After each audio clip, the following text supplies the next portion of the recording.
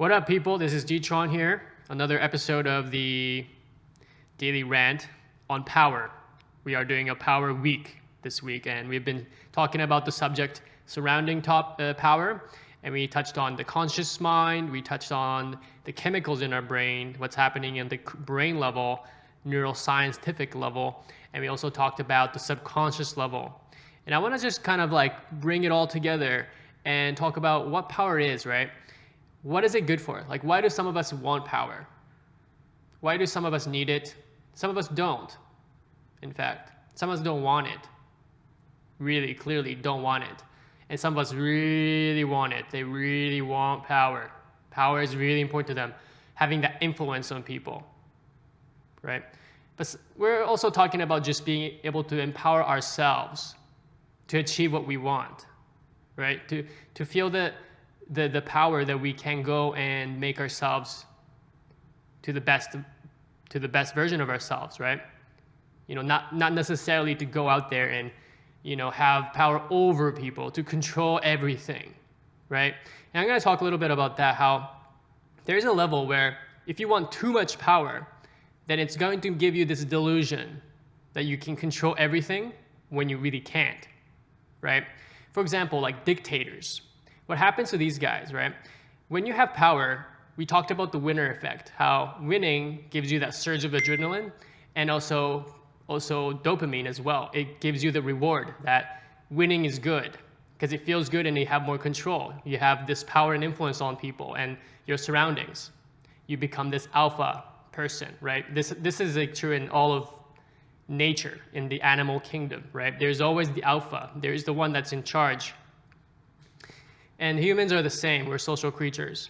And when you have this and you have this winner effect, you're always going up, you're always improving, you're always kind of becoming more powerful, and that surge of adrenaline and testosterone and dopamine gives you that more power, it gives you more motivation to win. And in turn, you win more. And what happens is when you have this testosterone and dopamine cocktail going on in your brain, and what it does is this cocktail makes you focus on the action, right? You just want to like get shit done. This affects the executive part of your brain, your prefrontal cortex, and it's going to make you plan, strategize, and act. It's going to make you act. You're going to become a person of action. You're a leader. You want to go and get things done.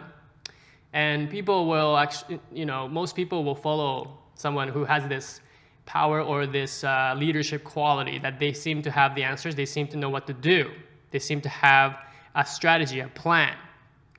So these people have this following, and they also have a plan to execute something, and they want to act. They want to go and do it. Now, when it becomes too much, someone can have so much power that they become blind. Because what happens is you focus really only on the goal. There is a sort of a blinder that gets put on, right? You can only see what you're trying to do, your goal. Your aim is like solely on the big picture, like you just see where you're going.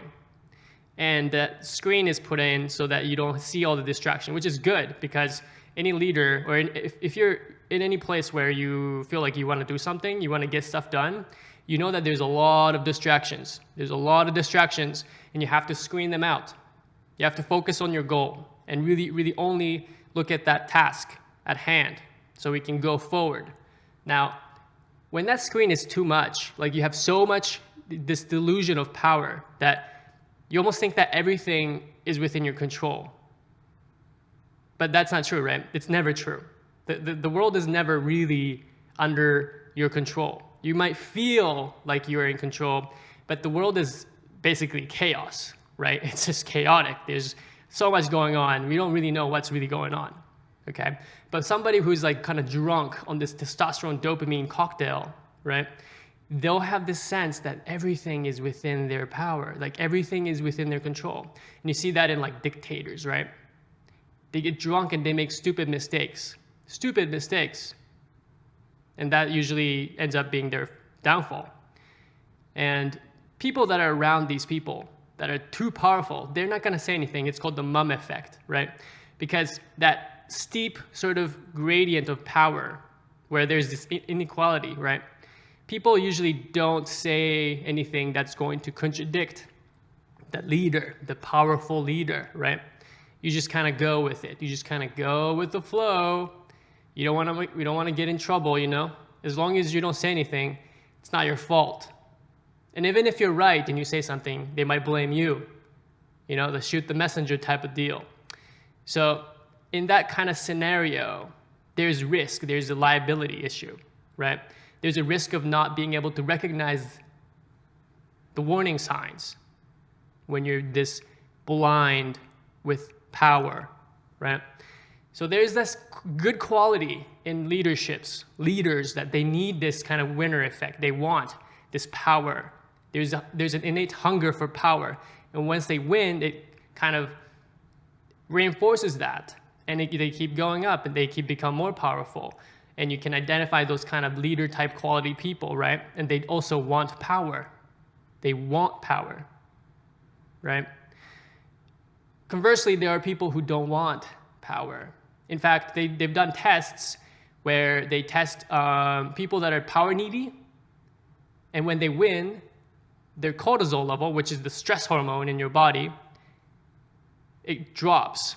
So they feel more relaxed when they win because they like power, they like winning. When they lose, the cortisol shoots up. They're stressed. It's not like a good feeling for them. It's the opposite of good feeling. It's totally awful for them. But for people who don't want, or people who have lower need for power, they don't have like kind of this ambition, right, to have power or influence. These people, when they lose, their cortisol doesn't drop as much. But when they win, their cortisol shoots up. Think about that. People that don't want power, or people that don't have ambition, or they're not hungry for power, or they don't have as much need to have influence, these type of people, when they win, or when they're put in a position where they have to assert power, to assume power, they're stressed. This is a stressful situation for them, which is the opposite of people that like to win, people that like power. They feel great. They have the surge of dopamine, the reward system, boom, you get that reward and testosterone, and you become even more invested in the action, in the winning, in the power. But there are people who, when they win, when they get their way, they feel stressed, which is crazy, right? And this is kind of the killer instinct that people have. And I think that this ties in to what we talked about subconsciously, right? What goes on in your subconscious, what program is running you. Because the brain has all these kind of reactions chemically, and the brain is being shaped by your environment and how you sort of perceive the world. And the subconscious, the kind of the story that you have, the map in your brain, has it so that when you win, you're stressed. So you don't have that killer instinct. Like in sports, sometimes you'll see, a team that's winning. All they got to do is just finish the other team. Just finish them. Just close the deal. But just before the game is over, they lose. They crumble. Inexplicably, they just stop playing, or they just have this huge momentum swing where they lose all the momentum and they lose somehow. It's kind of like self-sabotage. Like when you're so close, when you get so close to something and then you let go and there's like a glass ceiling. Like there's something that's going on in your brain that says you aren't supposed to win. It's stressful to win. So there's something going on in your wiring where it's telling you, there's a story in there justifying that you're not winning. You can't win. You don't want to win. You don't want that. And you just let the other person take the power. You give it away. And this also ties in, right? It's all kind of connected. Like we talked about embracing freedom and how that's really at the core of empowering yourself to take responsibility for your life and to make decisions.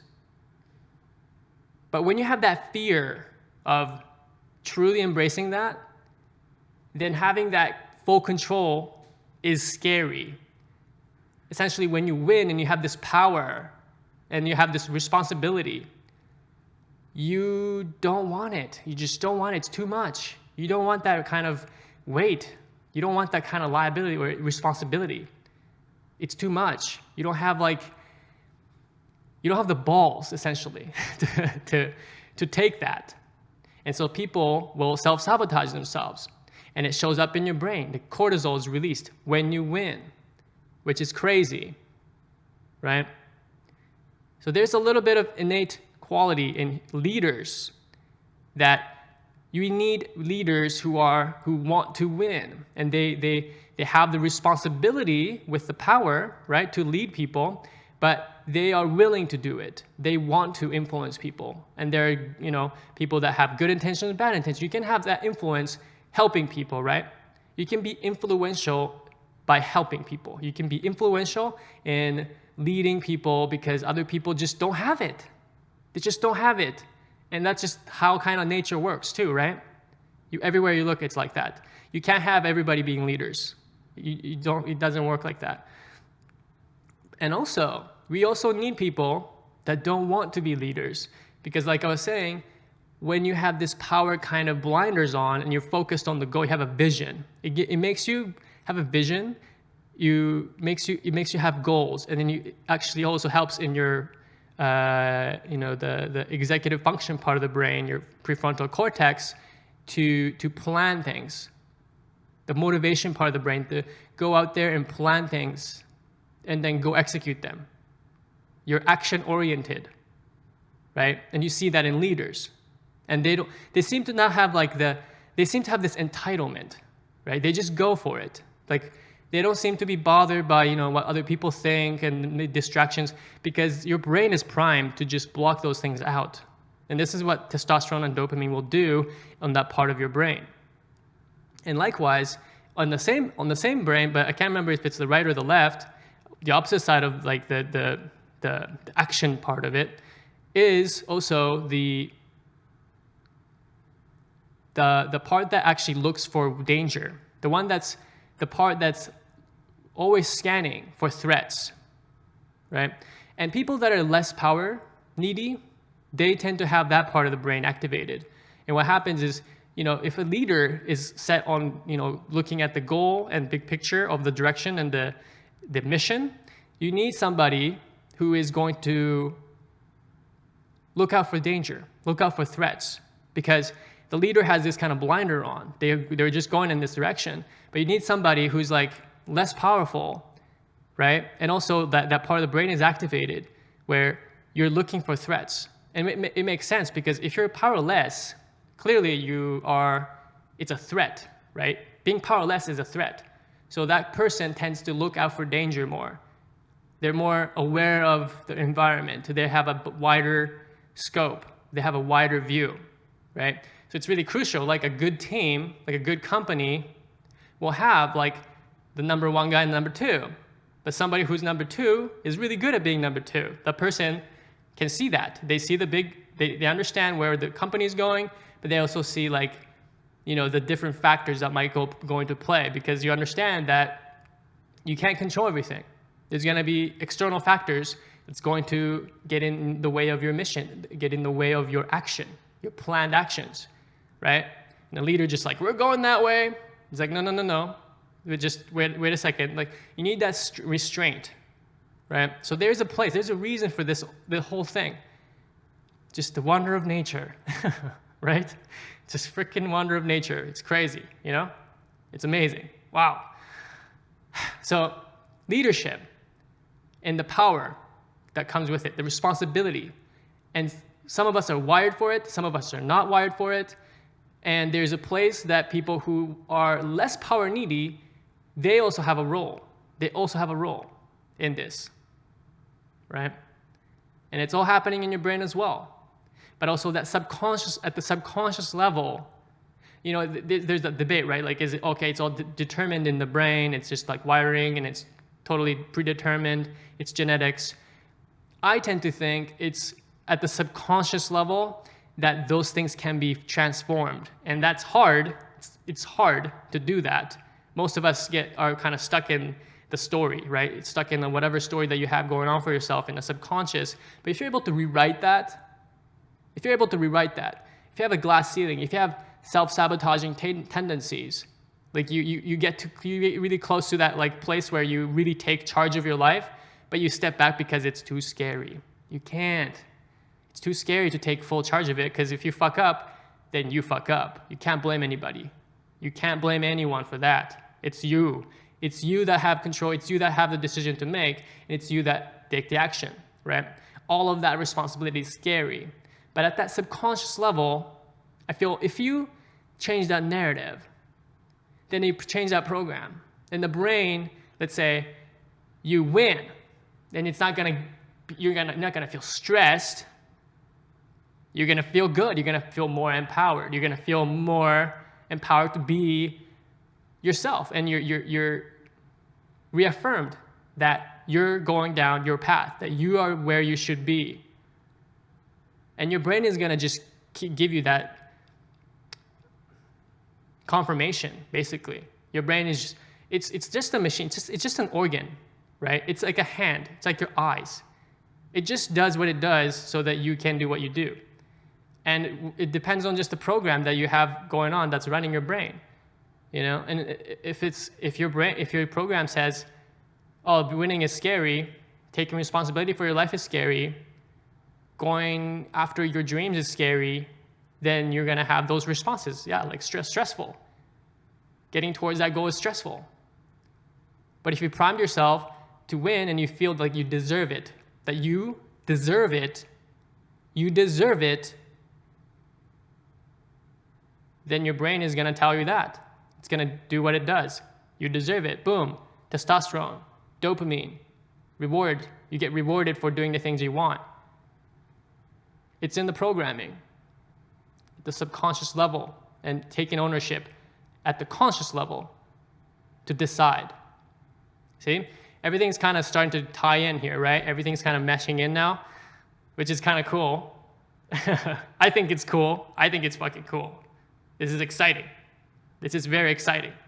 And I like to share this because I'm excited about it. I'm excited to talk about it. And there's all kinds of, there's so much thing that you can learn. There's so much you can learn that's within and outside of us. And the more we understand, you know, intellectually and also kind of spiritually, and there's the science part of it, there's so many angles, there's so many levels to sort of look at life and ask big questions, and it just gets to be fun. It's like a discovery process, and it opens up possibility. It just makes you think that anything is possible. This is why I'm excited about it. This is why I'm here to share it with you. This is why I'm doing this daily video, you know? And I'm pushing myself because I want to share this, and I want also to have people share their stories. I want to learn from everybody else. I want to learn from you. I want to learn from you. I want to learn from you. So I love your feedback. I would love your comments. I would love, if anything that makes sense to you that I'm talking about. And if you have your angles on it, right? Because I'm not here telling you how to think. I'm just saying, you know, we can think for ourselves. That's what I'm really saying. And I love having other people's opinions that stretch me, right? I like to be stretched. I'm not here to just like make a group of people that all agree with me. That's not the whole point here, right? Anyways, that's a rant, that's a tangent, but that's it. That's my video today on power, during this Power Week presentation. And today we were talking about leadership, how power is going to give you that motivation, that sort of leadership quality, also the drawbacks of it to be aware of, right? To be kind of power drunk. You don't want to be power drunk, but also to understand the roles that we play. If you're not a power needy person, but you can also be useful. And also the subconscious level, how you can transform yourself if you're not satisfied with the role you're playing. and understanding where that glass ceiling is, and understanding that self-sabotage tendency, that you're afraid of success. You're afraid of having to choose to admit, to assume that full control that you have, that you can have over your life. That's it.